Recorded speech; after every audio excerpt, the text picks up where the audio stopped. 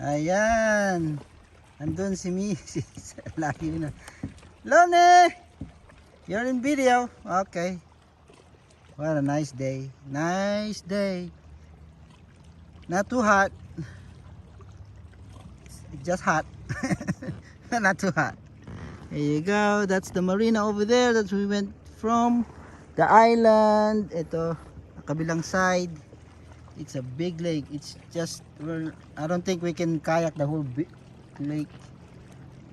But we'll see. We're here until Saturday. We'll I see honey ko eh.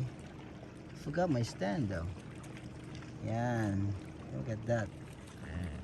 Oh my god. I wish the kids are here. Ganda ng mountain. Very green.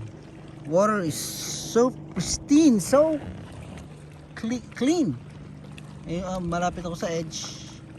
Ganda ng stone dito. Look at that boat. Yeah. It's speeding, but ando siya sa sa right way niya. So we kept here on the side kasi sa gitna, yun yung mga boat, they can go fast, and when they're fast, yung wave is a little bit strong. It's manageable, but it's a little bit strong.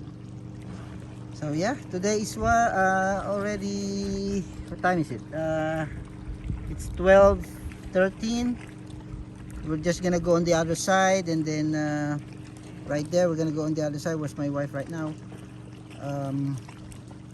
We're gonna check out there, maybe a couple minutes, and then we're going back on the marina, close to marina. I'm not allowed in the marina because it's a private, pero yung side niya, the side are picnic area. So andun yung truck. I parked the truck there. I have the griddle. I'm gonna cook steak. Oh, can't wait for cook my steak. And yeah, perfect.